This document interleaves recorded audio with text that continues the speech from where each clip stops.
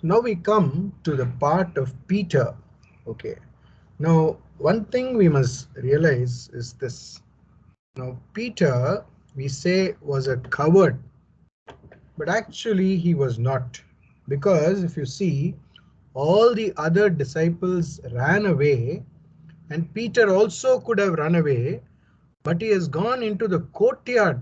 He's gone to the courtyard, which means he is outside the place where Jesus is now on trial, and he is bold enough to sit down there because sooner or later they will recognize him and he can be killed. But Peter still has that love for Jesus. This is the most important thing. Peter genuinely had a love for Jesus. Yes, maybe he was a little afraid. Maybe that fear was there of death. Yes, that's very true. But Peter tremendously loved Jesus, and Jesus knew that Peter loved him. That sincere heart of Peter needs to be understood very clearly. Peter was a very genuine person. And of course, he was a family man. He had his wife, he had children. But Peter was genuinely in love with Christ and he wanted to follow Jesus very sincerely. And he was concerned about Jesus. And that is why Peter goes as far as the courtyard. So now Peter was sitting outside in the courtyard, and a maid came up to him and said, "You also were with Jesus the Galilean." But he denied it before them all, saying, "I do not know what you mean." Okay, now two things here. One thing, as I told you, Peter wants to be abreast with what is happening to Jesus, number one. Number two, he wants to safeguard his life. So he doesn't want to show that he belongs to Jesus's group. At the same time, he wants to also know what is happening to Jesus. That is why here, out of fear, he denies Jesus. He says, "I do not know what you mean." And when he went out to the porch, another maid saw him, and she said to the bystanders, "This man was with Jesus of Nazareth."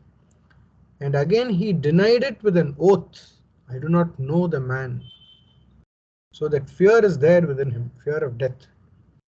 And after a little while, the bystanders came up and said to Peter, "Certainly you are also one of them, for your accent betrays you." You see, this is what is very typical about these Galileans. They had a very different accent, it seems, and you could immediately make out. Like when you see somebody from down south, no, you can immediately make out they are from there. So like that, this accent of Galilee no, was a very typical accent. Probably they had a lisp on the tongue or whatever. So that accent was very typical, and that is why these people would not be asked to do the reading and all in the synagogue because their accent wasn't so good. So there was a very typical accent, and so she makes out from Peter's accent that he is also part of Jesus's gang. Then he began to invoke a curse on himself and to swear, "I do not know the man." You see? So at the same time, he still loves Jesus. So you see what is happening. And immediately the cock crowed.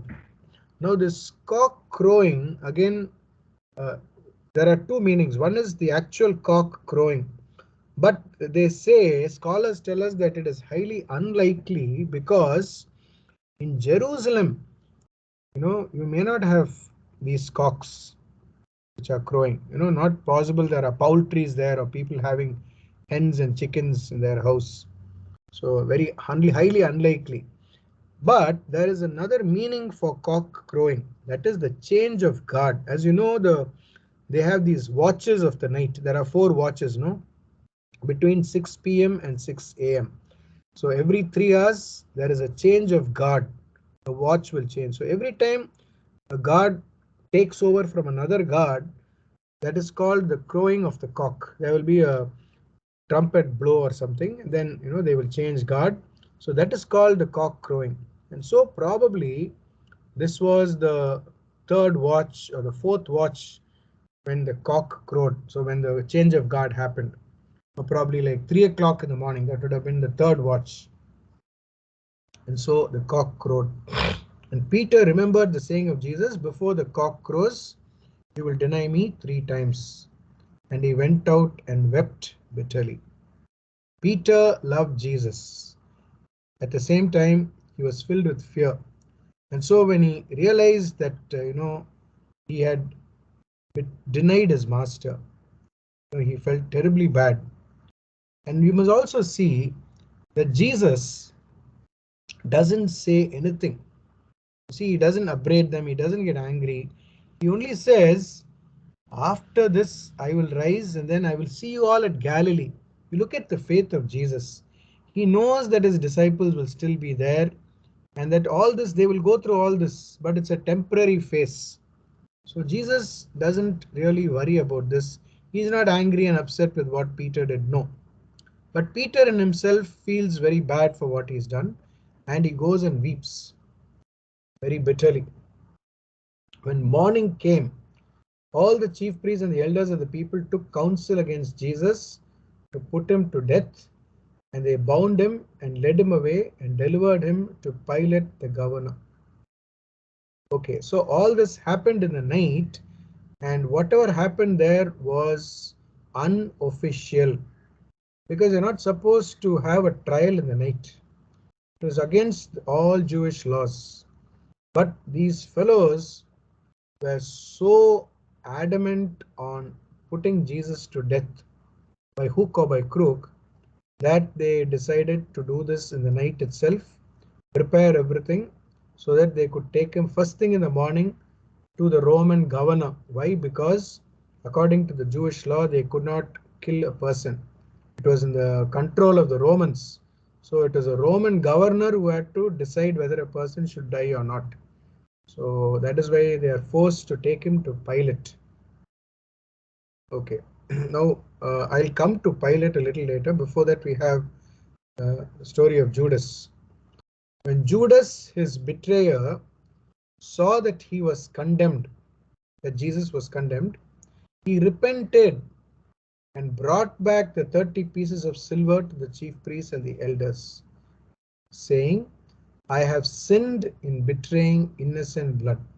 You see, Judas, as I told you, was a zealot, and he thought by exposing Jesus, Jesus would begin to act, because Jesus did not seem to be going forward in his mission of conquering the Romans.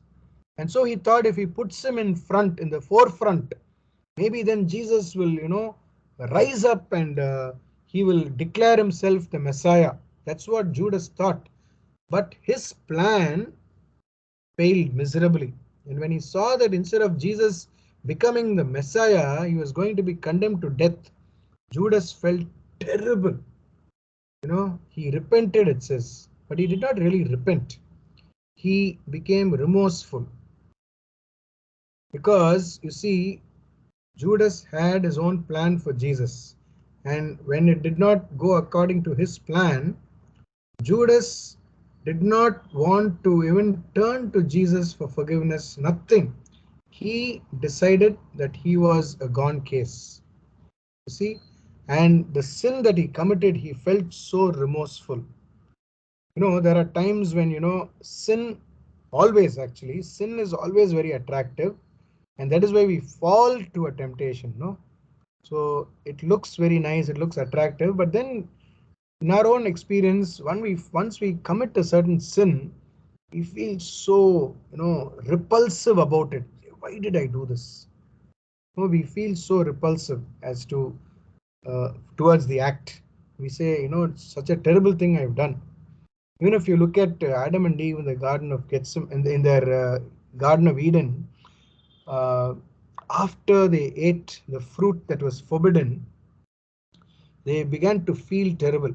And that is why they also felt that they were naked for the first time. Something happened within them. That is the nature of sin. When you actually yield to a temptation and commit sin, it begins to eat you up.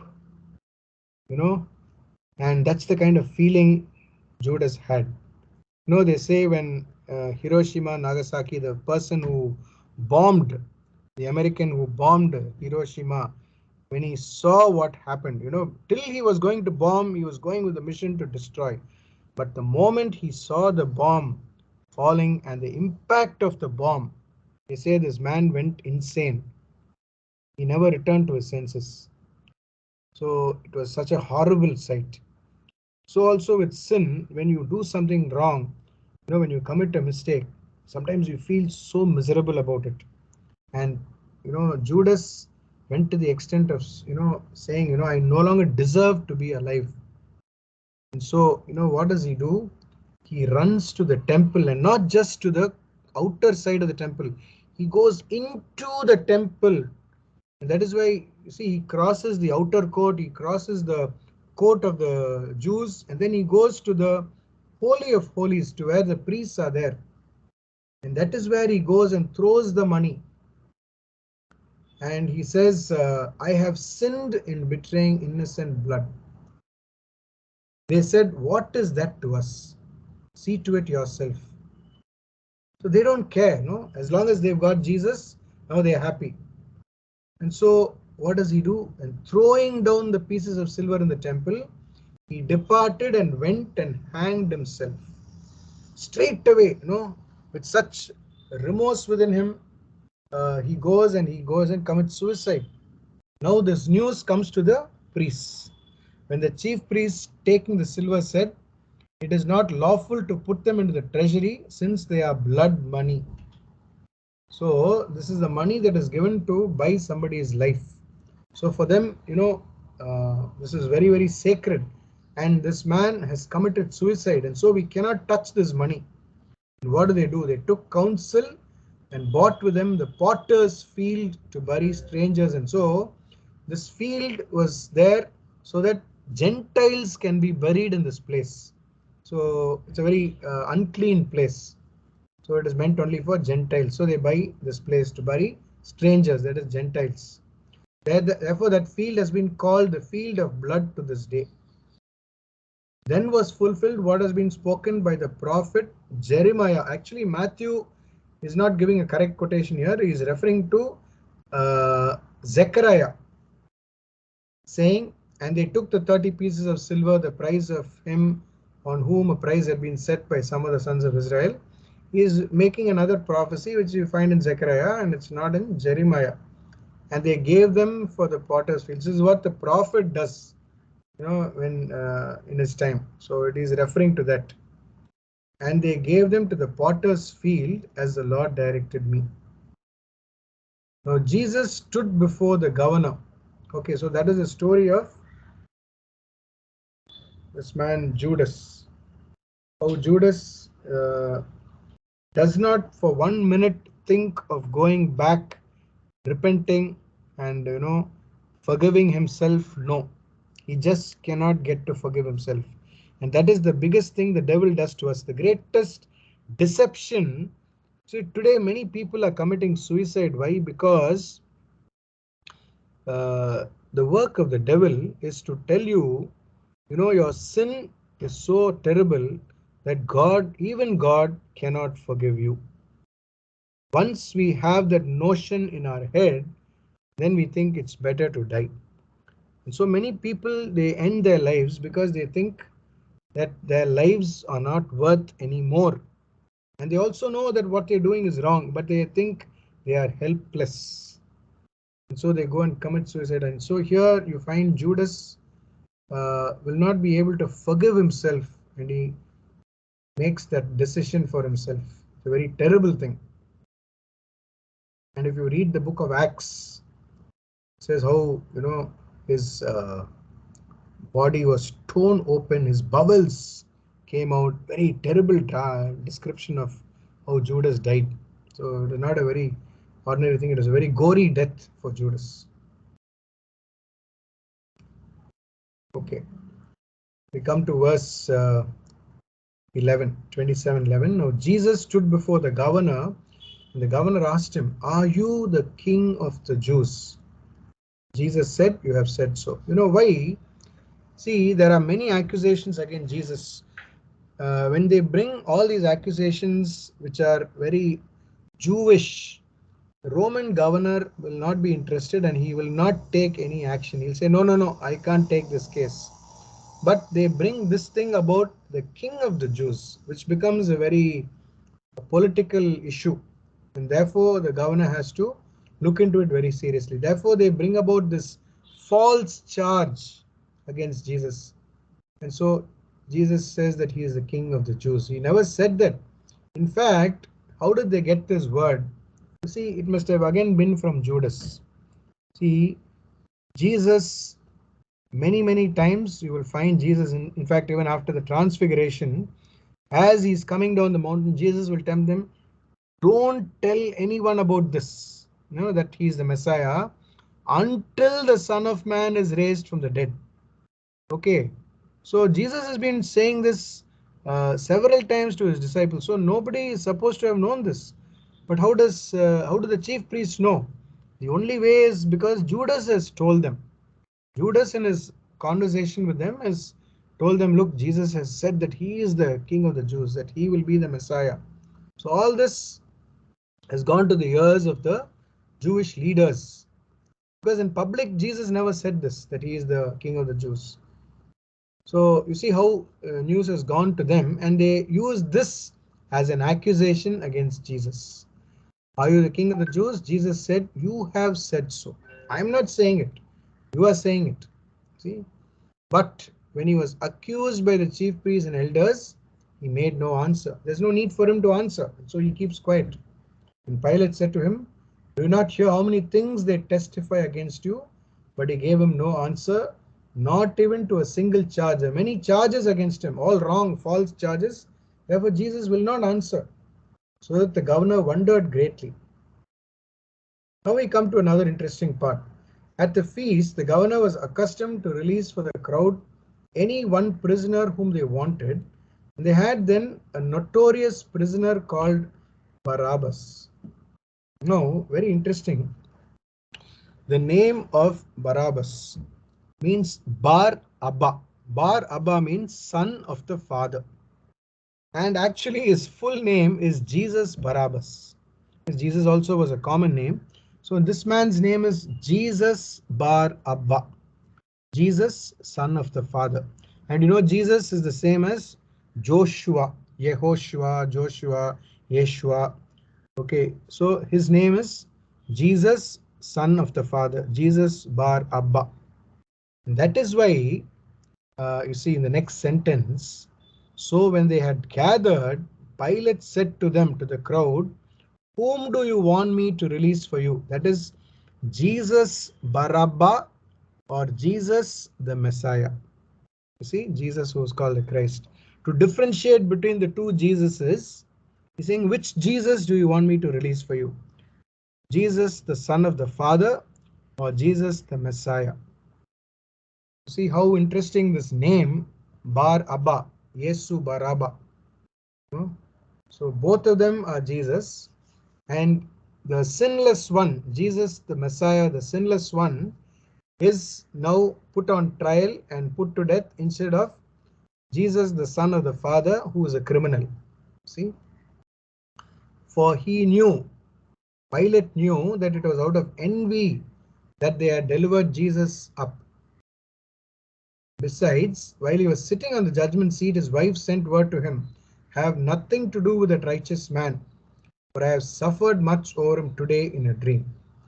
So tradition tells us that Pilate's wife also became a Christian, and some Coptic churches, they say that even Pilate became a Christian. So I do not know if that part is true, because Pilate was a very wicked man. To give you some history, Pilate came in as itself with a lot of trouble. He caused a lot of trouble to the Jews. He kind of hated the Jews, and he had a lot of contempt for the Jews. And he reigned for 10 years, and he was sent back. He was sent back to Rome. And he was taken back because of all the trouble that he created. The emperor called him back. So, very terrible man that he was, Pilate. So there's nothing good about Pilate historically. Right. Now the chief priests and the elders persuaded the people to ask for Barabbas and destroy Jesus. See, so the chief priests are inciting the people. The crowds are very innocent. The crowds really don't know anything. So the chief priests incite the crowds and they say, no, this man is very wicked. They put all kinds of false charges and the people begin to believe. They say, yeah, Jesus should be punished, not Barabbas. Barabbas, okay, the notorious man, but then Jesus is much worse. So he is the one who should die. The governor asked, again said to them, which of the two you do you want me to release for you? And they said, Barabbas. Pilate said to them, then what shall I do with Jesus who's called the Christ? They all said, let him be crucified. That's the highest punishment given by the Romans. And so Pilate says, and he said, why? What evil has he done? So how does he deserve crucifixion? He doesn't deserve such a terrible death. But they shouted all the more, let him be crucified. No, that's the best way to do away with Jesus. How will Jesus die if he is not crucified? If he is just punished or if he is just put into prison, that will not solve the problem. He will come out. He will escape. But he should die in front of their eyes. He should be put to death. So let him be crucified. Say, crucify him. So when Pilate saw that he was gaining nothing, as I told you, Pilate had a lot of contempt for the Jews, and he knew that if there was a revolt, he will be sent back to Rome. And so what does he do? Pilate saw that he was gaining nothing, but rather that a riot was beginning. He took water and washed his hands before the crowd. He was being very cowardly. You see, here he was being a coward. He washes off his hands, being very irresponsible. As a governor, he had the authority and the power, but now he is a coward. Why? Because he is afraid of the Jews, because they can overthrow him, and he does not exercise his authority properly. He just washes off his hands before the crowd, saying, I am innocent of this man's blood. See to it yourselves.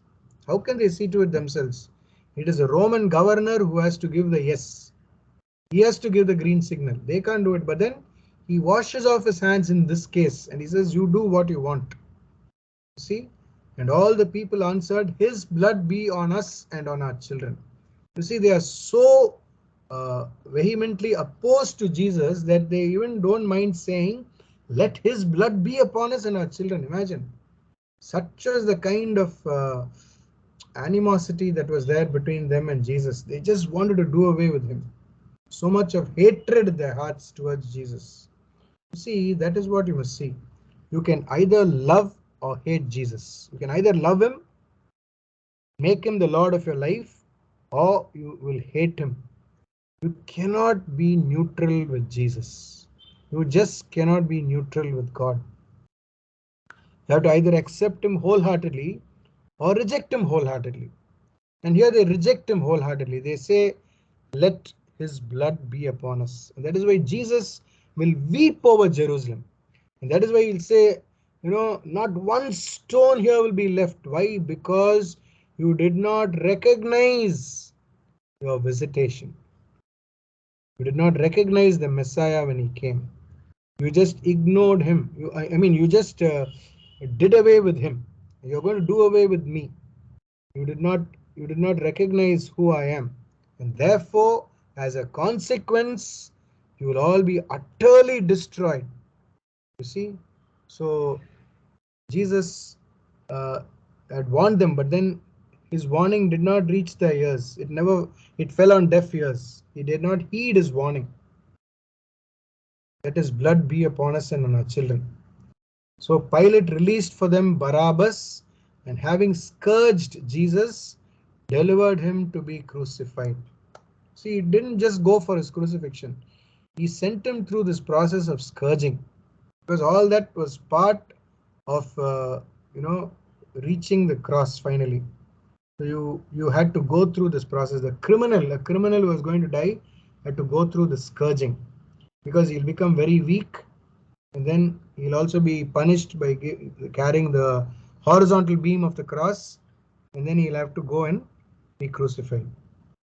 So it was not a very long distance, a short distance he had to go, but then because of the weight, it would take some time for him to carry it and go. And the scourging will make you terribly weak and wounded, and you feel completely dead and drowned. So that is what Jesus will go through in the scourging. And the soldiers of the governor took Jesus into the praetorium, and they gathered the whole battalion before him. All the soldiers were gathered, and they stripped him and put a scarlet robe upon him. And plating a crown of thorns, they put it on his head, and put a reed in his right hand. And kneeling before him, they mocked him, saying, "Hail, King of the Jews!" And they spat upon him, and took the reed and struck him on the head. You see, now Jesus is given over to the Romans, and they can treat him whatever way they want, because he's a criminal who is going to be killed. He's going to die. And so he's going to be treated like a worm, less than an animal. You see? So the whole humanity of Jesus was already gone. Just imagine yourself. Supposing you're a very important person in the country, and you're taken before these soldiers, unqualified fellows, useless fellows. They could not do any other work. They just had to do this kind of work, and they were very third-rate fellows. And in front of them, Jesus had to be treated like this. Imagine the kind of shame that you go through. So that is why you must realize that for Jesus to die on the cross, it was not just the suffering, the pain, the physical pain. Greater than the physical pain was the shame. Supposing somebody slippers you in public, it is not the pain of the slippering that is so important for you. It is the shame of being slippered in public. That is worse than being hit with. You could even be beaten with something even bigger. It may not pain you so much, but this being slippered in public is such a shameful thing. And for Jesus to be stripped of his garments, to be mocked, to be spat upon, and to be spoken upon like this. They say, prophesy, tell us you're the Messiah. All this that Jesus went through must have been really, really, really stripping him of his humanity, stripping him of all the dignity that he ever had. And imagine, Jesus was a sinless one. He was the Son of God. He knew it. He knew he had come down from heaven. He knew who his Father was. He knew his mission. And here he was in front of sinful humanity, being treated like dirt. And that, as a human being, he must have felt it very, very profoundly. And that is what you must realize, how Jesus, when Paul says he emptied himself, when Jesus emptied himself, he literally went to the ground. You can't go lower than this. Jesus emptied himself. He stripped himself of all his human dignity. He came to zero. When the soldiers took charge of his body, took charge of Jesus, the kind of contempt they had for him, the kind of treatment he went through, was something so despicable. And you would not want to see this. It was so bad. So that is the kind of shame that Jesus went through. And when they had mocked him, they stripped him of the robe and put his own clothes on him and led him away to crucify him. As they went out, they came upon a man of Cyrene, Simon by name. This man they compelled to carry his cross. Now, Jesus is completely drained, exhausted, and he can't carry the cross. So they just pull randomly one man from the crowd, Simon, who is not very keen to help, but he is forced to do this task because Jesus will faint on the way. And therefore, they ask Simon. If you read Mark's Gospel, very beautiful, it says they called Simon the father of Rufus and Alexander. Now, Rufus and Alexander were two important leaders in the church. And who is their father? Simon. So, what happened to Simon? Simon, in that short time with Jesus, encountered Jesus. Jesus is at his last end of his life. He's about to die. And yet, in those few moments, Simon experiences Jesus. And that converts him. He becomes a Christian. He becomes a disciple. And not only he, his entire household, his whole family, and his sons, they become important men in the church. You see what happens to us, There are times when, you don't want to do something, you're compelled to do something. Sometimes you see you're pulled for a retreat. They say, why don't you go for this retreat? You say, I'm very unwilling to go. But then you say, okay, for your sake, I'll go. You're forced to go and you go, and then you have a God experience. Now that is the plan of God. You have no idea, you do not know, and so you say, I don't want to go. But then sometimes God sends this opportunity to you even when you don't like it, because God's love is so strong and so powerful that he wanted to touch this man Simon, and he uses him so beautifully. Simon reluctantly, unwillingly carries the cross, but it becomes a tremendous blessing for him. There are times in our life when we think we need to help someone, we are totally unwilling to help, but then that can be a blessing for us. So, even in times when we don't want to do something and we are called upon to do something, remember, behind this, there will always be some blessing. And Simon experienced that blessing that day, and it will be a turning point in his life. So they compelled him to carry the cross of Jesus. And when they came to a place called Golgotha, which means the place of a skull, they offered him wine to drink mingled with gall. But when he tasted it, he would not drink it. Why? Because it would deaden the pain. It will nullify the pain. And Jesus did not want his pain to be nullified. He wanted to go through that suffering. He wanted to go through that pain. If the Father wants him to be crucified, to suffer and to die, he must suffer and die, not escape suffering. No. Rich women would prepare this drink mingled with gall, wine mingled with gall, and that would be used for all these people who are going to die on the cross, because there'll be terrible pain, and they should not feel this pain. And so it's like having a drug. And Jesus did not want to be drugged. He wanted to be normal, human. He wanted to be fully alive, to go through this suffering for the Father. So why should I muffle this suffering? Let me go through the suffering. He would not drink it. And when they had crucified him, they divided his garments among them by casting lots. Then they sat down and kept watch over him there. And over his head they put the charge against him which read, "This is Jesus, the King of the Jews."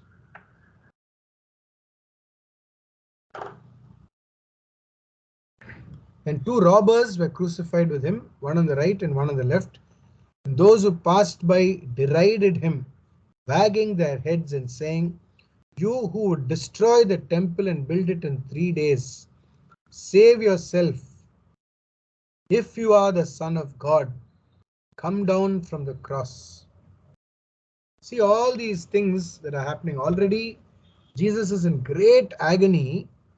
He has been crucified. He is hanging on the cross. Imagine the pain and all the suffering he has gone through. And he is now listening to all this by the common people making accusations against him. He never said he will build the temple in 3 days. He's talking about his own body.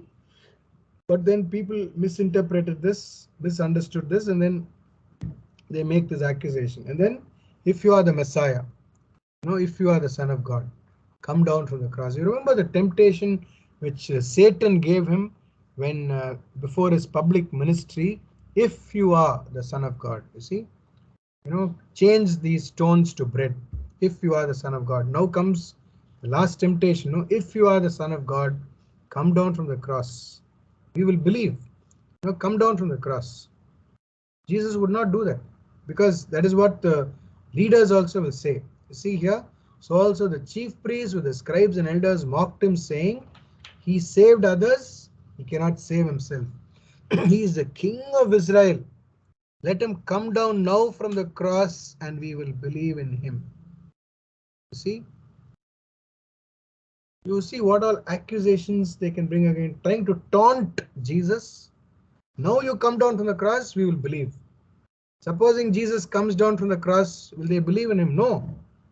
They cannot believe in him. They'll never believe in him. No. Supposing he comes down from the cross, they'll put him back on the cross. You see? Because all the soldiers are there waiting. And supposing he comes down from the cross, they will again crucify him. So Jesus will not do that. He will not do anything spectacular. Never. He is not a magician. He is not someone who's looking for these cheap thrills. Jesus won't do that. So Jesus remains on the cross. Listening to all this, he doesn't respond. One more accusation. He trusts in God. Let God deliver him now. If he desires him, if God desires him, if God likes him. For he said, I am the Son of God. This Jesus said yes. Because Jesus, when he's finally confronted, they ask him, are you the Messiah? Tell us.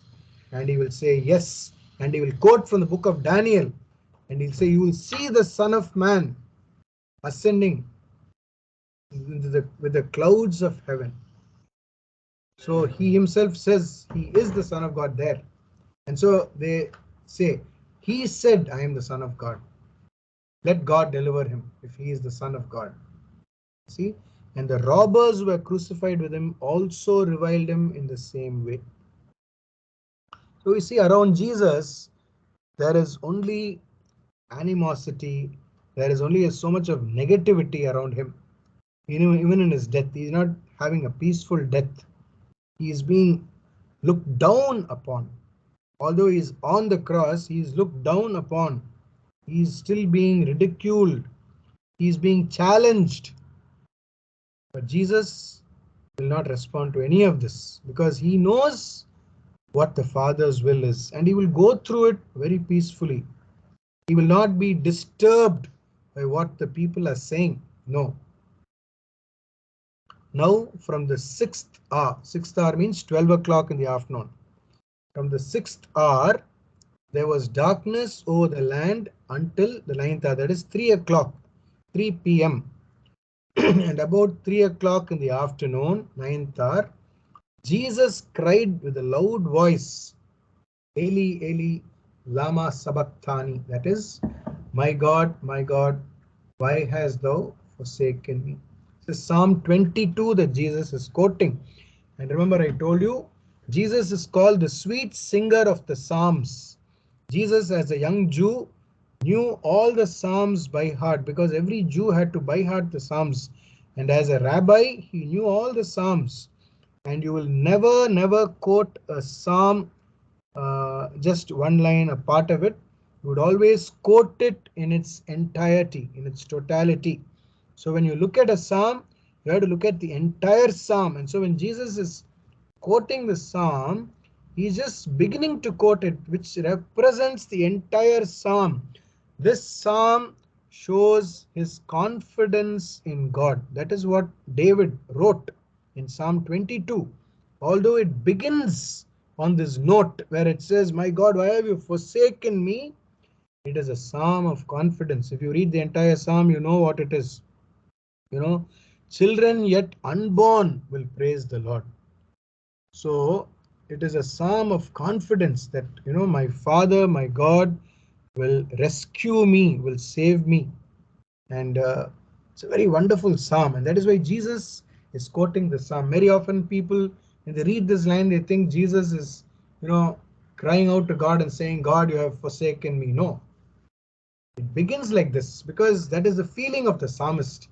But he ends the psalm in a very beautiful note.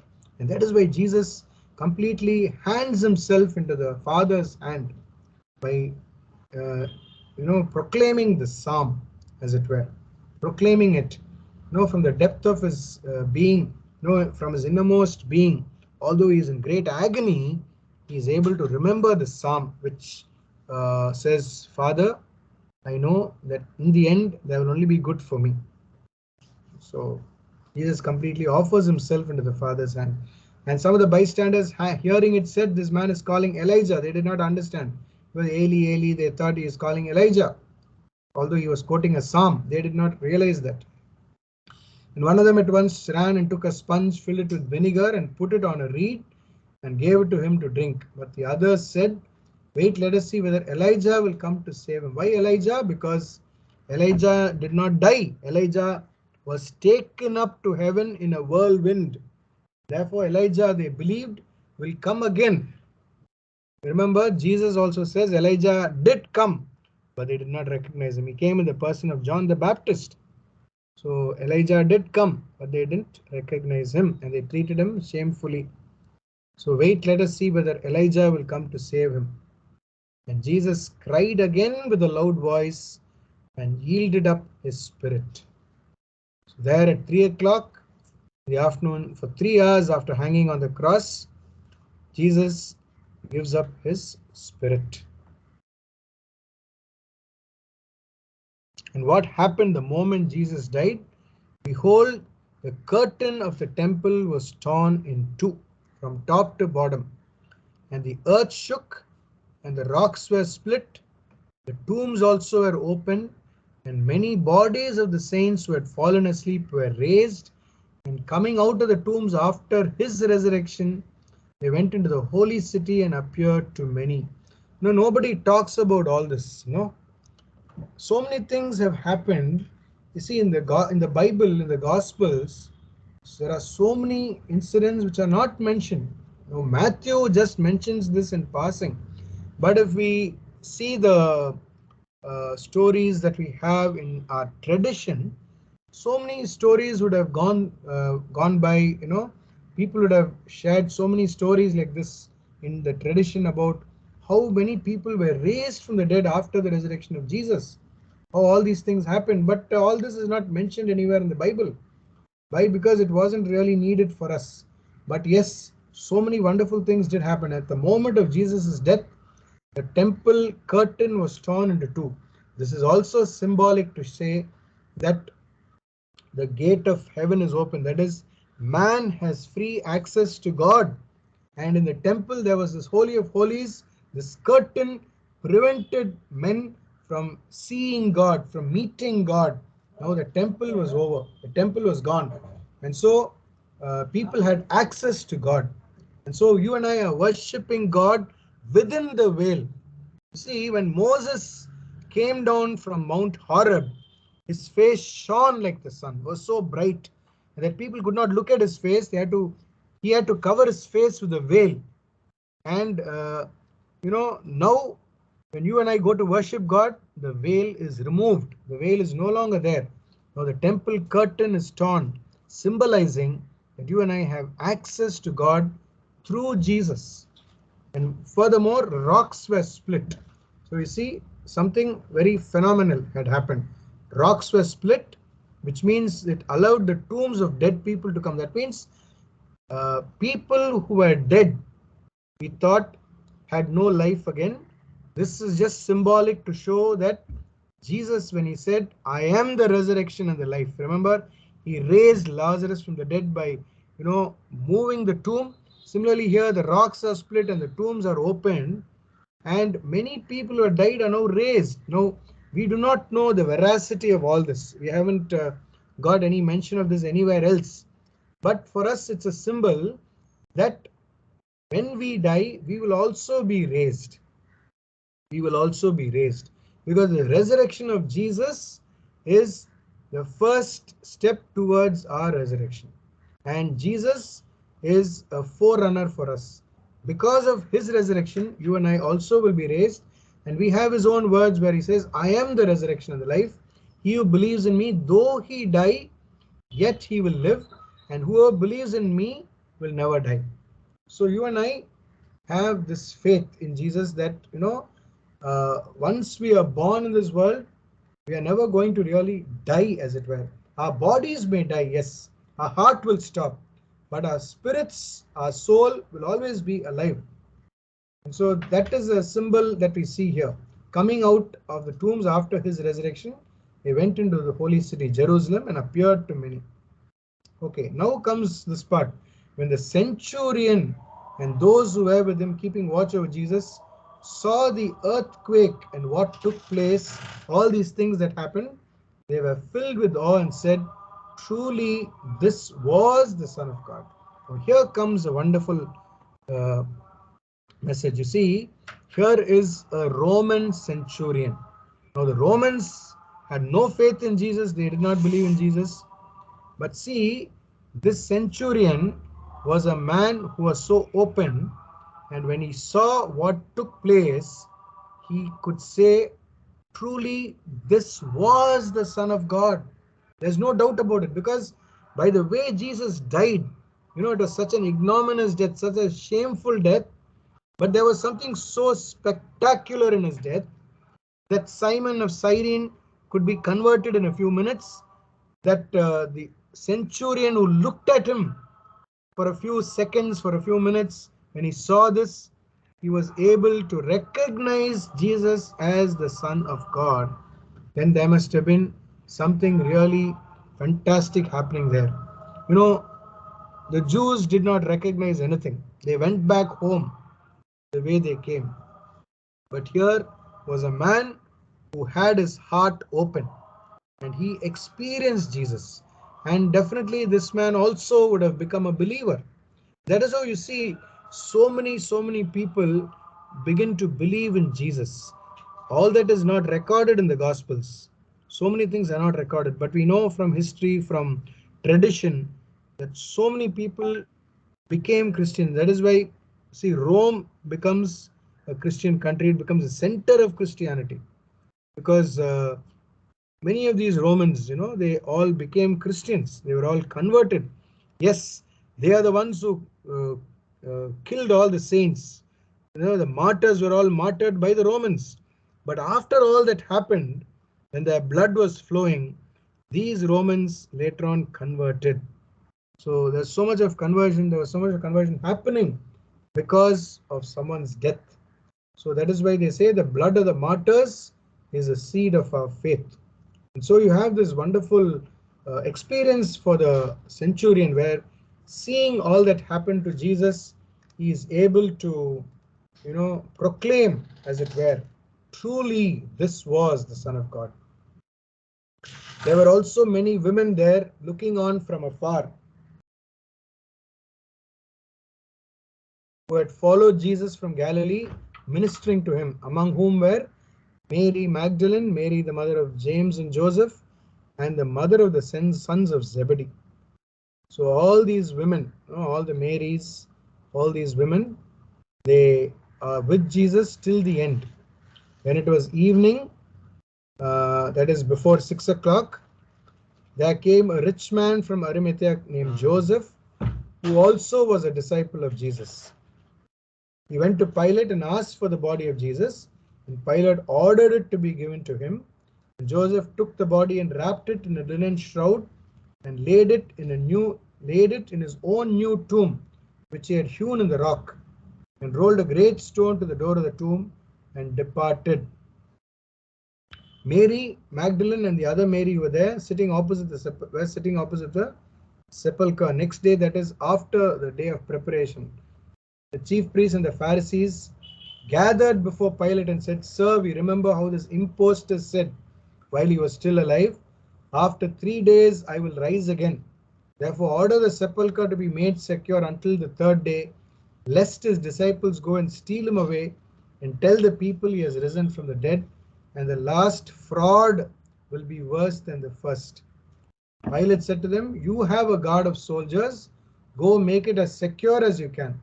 So they went and made the sepulchre secure by sealing the stone and setting a guard. You see how the Jews, they wanted to make sure that nothing went wrong. You see, so they had some little doubt in their minds, that on the third day something will happen. So they did not want to give room for that also. And so they made sure that everything was taken care of properly. And yet Jesus would still rise and they would miss out on all this. You see? So you see, God can do whatever He wants to do, but if our hearts are closed, we will never ever want to experience Him. But if your heart is open, you see how so many simple people, they experience Jesus. A few minutes, a few seconds is enough, for God to open your eyes. But you should be willing. See, once our heart is open, then we will recognize God. Tomorrow, we're going to see the gospel of the man born blind will be healed. So there it will speak about blindness and vision. So the blind man has vision, he receives a sight, both physical and spiritual, whereas the Pharisees get more and more blind. So that's what we will see. So that's it for today. Let me